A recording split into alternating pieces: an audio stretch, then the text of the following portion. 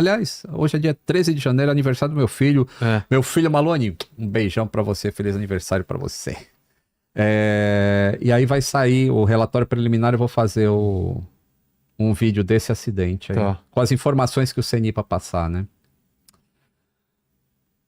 E as pessoas também, eu ouço algumas críticas assim a mim, fala assim, pra esse cara tudo é normal na aviação. E eu nunca disse que é normal, cara. É engraçado, não sei de onde as pessoas tiram algumas informações. Eu explico de uma maneira prática. Primeiro, eu separo as categorias de avião. Então, a minha expertise é em aviação comercial, não é em aviação particular, em aviação executiva, em helicóptero, em caças, não é nada disso. Mas quando você pega um apanhado de tudo que aconteceu no ano e você coloca tudo misturado, isso dá uma impressão errada para uma pessoa que não voa particular, não voa táxi aéreo, não voa de helicóptero e só voa em Gol Azul e Latam. Aí é para essas pessoas que eu falo assim, ó, vamos prestar atenção nos números. Então vamos lá, ó, falamos desse, falamos desse daí, aí teve o da Jejuair. Esse é um acidente. Que bateu no muro. Que bateu no muro. Tá. Esse, hoje saiu uma informação, eu fiz até um vídeo hoje, eu fiz uma live hoje, saiu uma informação ontem do ministro de Transportes da Coreia, que ele fala o seguinte, você sabe a história desse acidente, né? Não, como que é? Esse avião estava vindo para o pouso na Coreia do Sul, lá em uma cidade, como é que chama a cidade? O NV pra gente. É um nome esquisito. Vinha para o pouso, estava aproximadamente 500 pés, que dá 150 metros, já avistando a pista. E antes, na descida, a própria torre já informa, ó, atenção, pássaros na região. Isso é comum. Quando tem pássaro, a torre informa e o piloto já fica ali meio mais esperto. Mais esperto, tipo, não, ele evita descer ou... Não, ele só fica esperto de se tocar, eu vou fazer alguma coisa. Se bater em mim, eu tenho que ver o que é e tomar uma decisão. Porque muitas vezes não dá para desviar. Quando você está estabilizado para pouso, você não pode fazer uma curva que aí você perde o eixo da pista e vai ter que arremeter e fazer alguma outra coisa.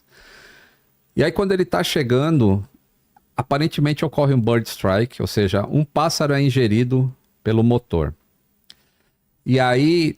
1 minuto depois o cara declara emergência e diz que está arremetendo. E 3 minutos depois o cara toca na pista num outro sentido. Ó, ele está pousando no sentido norte. E aí dá esse problema. 3 minutos depois ele pousa no sentido sul. Ué? Porque aparentemente ele tinha começado a arremeter. Ele estava antes com trem de pouso embaixo.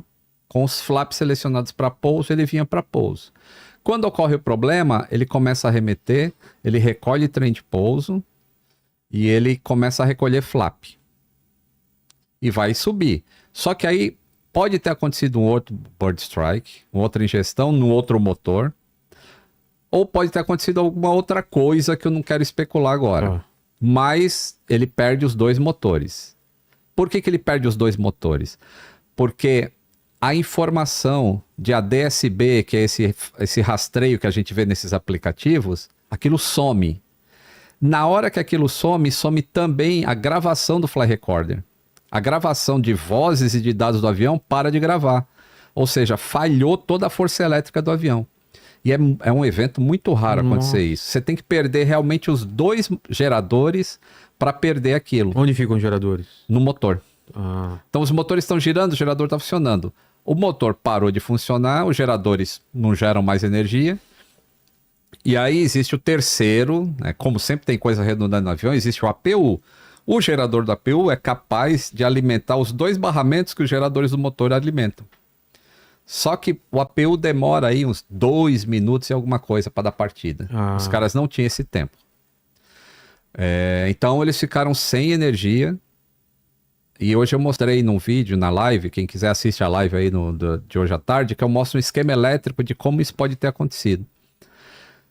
Mas ele vai, ele tenta fazer o pouso pelo outro lado e ele vem sem trem de pouso e sem flap. Então ele está muito veloz. O O flap é pra 737, diminuir a o velocidade. flap é para diminuir a velocidade e aumentar a sustentação. E o trem de pouso também é para diminuir a velocidade. Também, né? Porque Aí mais quando você resistência. abaixa dá aquele arrasto, o avião até dá uma desacelerada quando baixa o trem de pouso. Ele vinha sem isso, e a pergunta é por quê? O que mais diminui a velocidade? Tem umas coisas de redundância, alguma coisa para se essas coisas dão problema, tem outras coisas para reduzir a velocidade? Se existe spoiler, mas você não usa ele na hora do pouso. Não sei se usaria numa condição dessa de Sei. estar totalmente sem recurso nenhum. Reverter motor, sei lá, umas coisas assim. O não é? spoiler, ele... Aí, ó, quando o cara perde os dois geradores, ele tá perdendo praticamente o sistema hidráulico. As bombas hidráulicas elétricas ele vai perder. Com o motor girando um pouquinho, qualquer que seja, assim, só o vento batendo, o motor não precisa estar funcionando. Sei. Só o vento batendo ali na frente, ele sendo um catavento, Sei. aquilo já gera aproximadamente 2.800 PSI, mesmo devagarzinho. Então ele tem pressão hidráulica. O que a gente vai esperar, o relatório, é entender por que não foi baixado o trem de pouso. E essa informação E também tem um baixar manual, né? tem um baixar manual. Mesmo que não tenha hidráulica, tem como baixar ele em emergência. Eu já vi em filmes o cara que faz aquela... Tem uma que é uma alavanca. No caso do 737, é uma portinha que tem bem atrás assim do copiloto. Ele levanta e tem 3 alavancas. Ele puxa uma de cada vez, aí desce uma perna, desce a outra Entendi. e desce o trem do nariz. Putz, e mesmo assim não desceu. Ou não foi tentado descer. É. Infelizmente, a gente não vai ter a gravação de vozes para tentar entender esses últimos 4 minutos de voo. Para tentar entender assim, pô, será que eles foram tão consumidos pelo que estava acontecendo que eles esqueceram de baixar o trem de pouso? Ou será que eles botaram a alavanca e não aconteceu nada e eles, porque estavam envolvidos com muita carga de trabalho, não perceberam que o trem não desceu?